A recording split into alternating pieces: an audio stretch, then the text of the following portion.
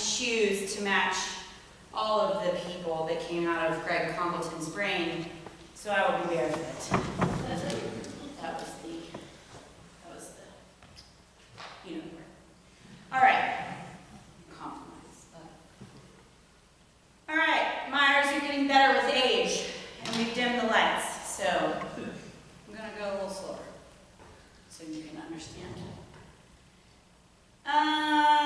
This prompt was library notice.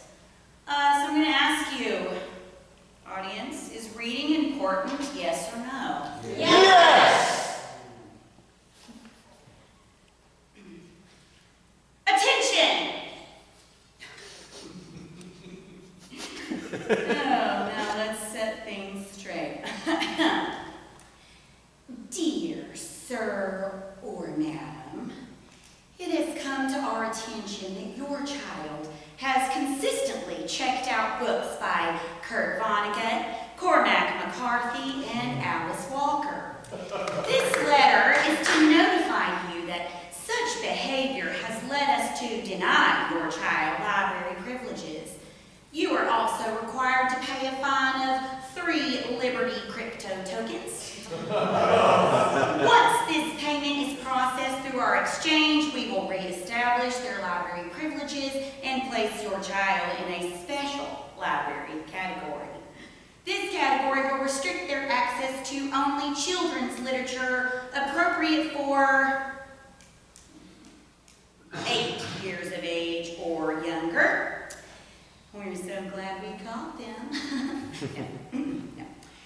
We regret their exposure to these authors, but until we have managed to purge the library of all unsavory material, you must be more vigilant in monitoring your child's activities. Keep them locked up is what they should do. Dreadful creatures. We love children and work tirelessly for their continual happiness. If they try to access any young adult or, God forbid, adult books, we will report them to the Inquisition authorities. As you know, these authorities have absolute power to restrict a person's movements. In cases such as your child's, members of the Inquisition can torture... No, don't let them know that. Administer physical punishment, or recommend incarceration. On second offense, we should remove an eye. Oh yes, that would do it. Happy reading, Cyclops. In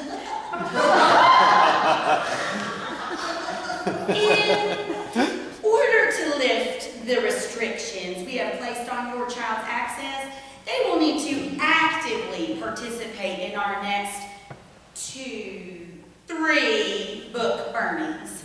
These are held at the soccer field every Thursday at 6 p.m. Attendance will be recorded and published to all media, social, broadcast, fake, and others. Extra credit toward absolution is granted to those who bring their own books. See who's hoarding those. A list of books targeted for burning, along with extra credits awarded for each book, can be found at our website, www.happyflamesfortruth.gov. If you have any questions about our procedures, please visit us in person at our headquarters, 666 Four Horseman Trail. Due to long wait times, you might want to bring food, water, and a sleeping bag. All items will be thoroughly checked for contraband, and items deemed inappropriate will be confiscated. Gotta get a little work on that list of inappropriate items. Yes. We so look forward to seeing you and your child at the burn-in. You will find it to be an occasion like nothing you have seen before. Yours in truth and justice, Doofus J. Treacle. Head librarian. Magnificent authority governing all. Thank you.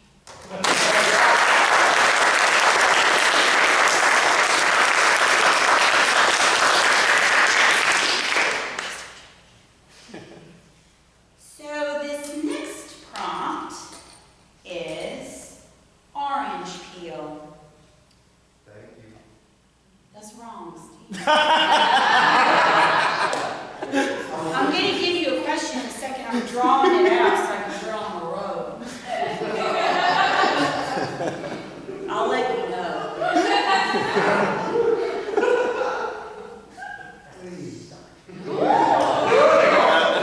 Oh, you don't know where this is going. You want to hear what really happened? Please. Okay.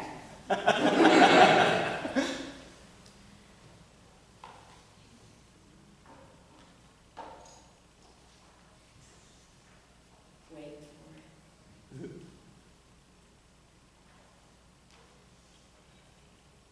it.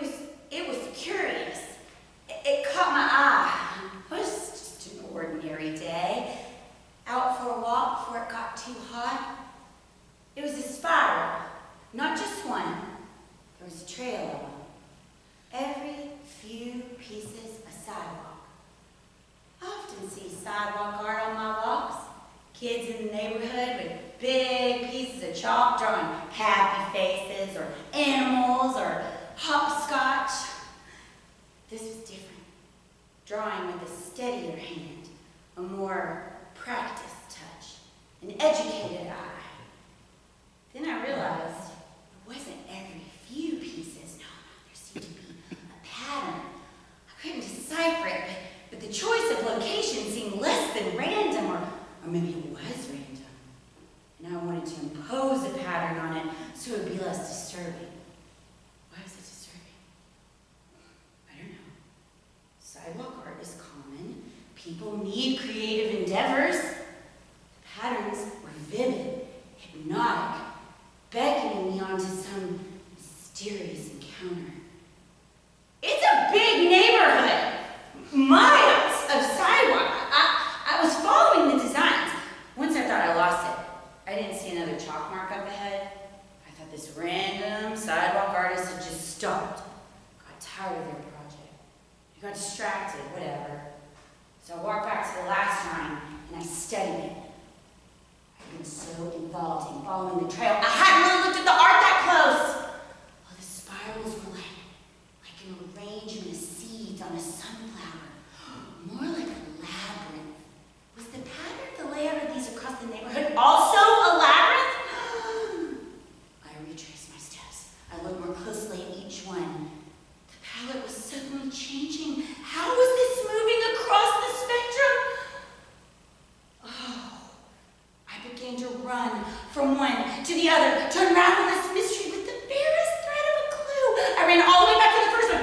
Out of breath, I panted. I looked down at my first discovery. Having come from the opposite direction, I noticed that across the street there were more designs on the other sidewalk. I crossed to look at it. It's like the others. Oh, up ahead, something new. Oh, a spiral of an orange peel. A curious way to peel an orange. Apples and pears are often peeled to make a spiral, but not an orange. There are more spiral orange peels spaced the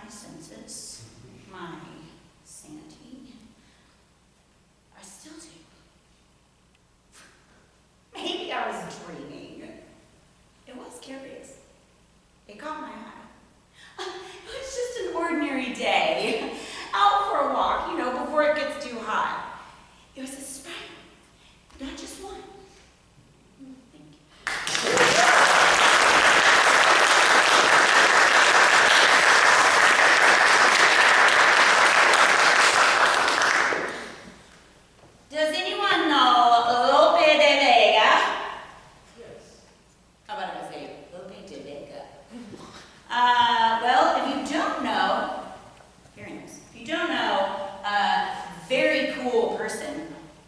I looked him up after Greg was teaching me a little bit about him. This prompt is bendable. And I tried this one. It's a cool poem. I tried it in a Spanish accent. That did not go well. That just sounded like really bad Antonio Banderas. So I'm going to read this for you without a Spanish accent. Thank you. You're welcome. All right. Last but not least.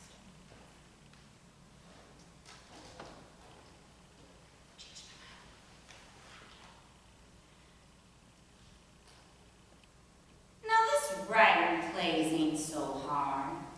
Not sweaty like mowing the yard. An empty page to fill with words, with characters both sweet and turds. Fill the screen with a scene or two, actions and words out of the blue. Characters whisper, cry, and shout.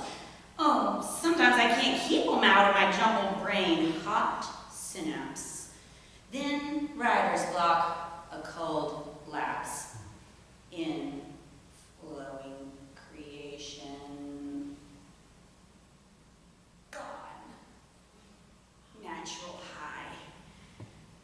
Where did it all go? A heavy sigh. Oh no, oh me, oh my. Oh. Such relief when the spark returns, then juices boils, the image burns. There's rules to follow, rules broken.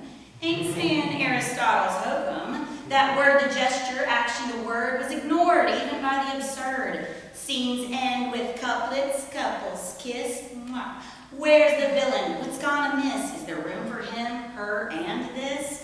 Will anyone get what's going on and on and on and on and on? Oh, that speech is too long. That speech is too long.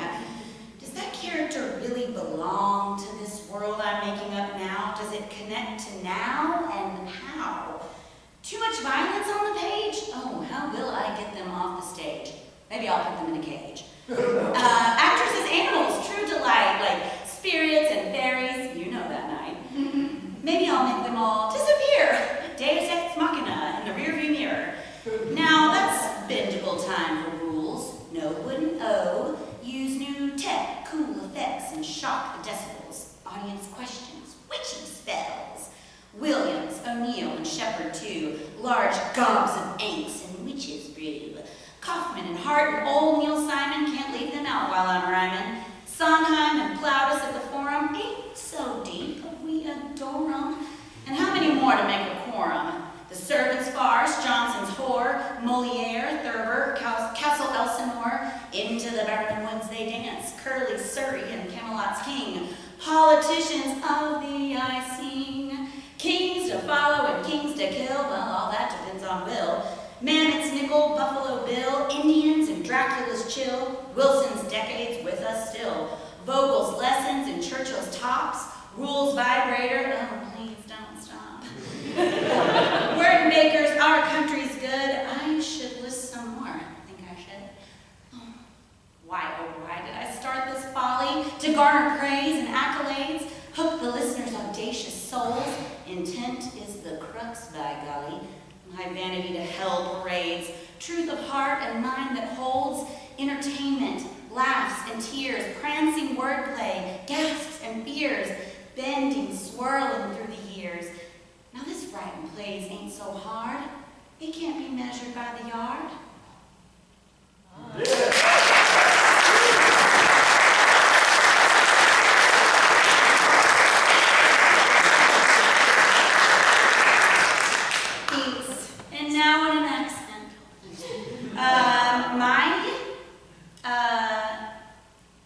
People that I would like to tell you about.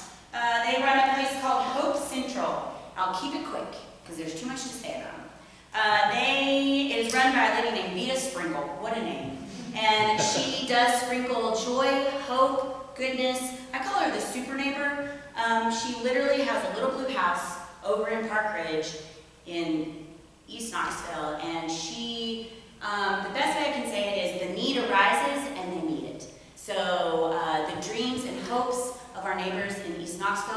been really trampled by different blankets of oppression and violence and lack of literacy, lack of English language learning. So Hope Central, you can literally show up and give anything. Do you know how to read? Do you know how to hold a kid's hand? Walk them to school, because it's scary. Anything you can imagine that made our lives easy.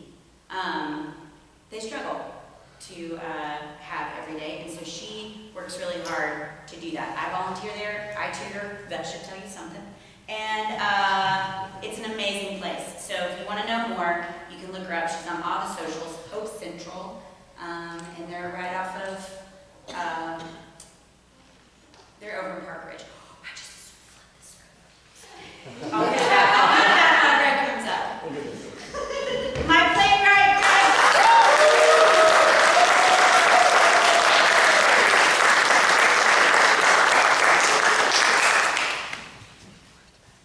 Are you worried about where your next meal will come from? Aren't you lucky? Second Harvest gathers and distributes food to food pantries. There are a lot of other places you could give your money, but food is pretty basic. And they've been at it for years and years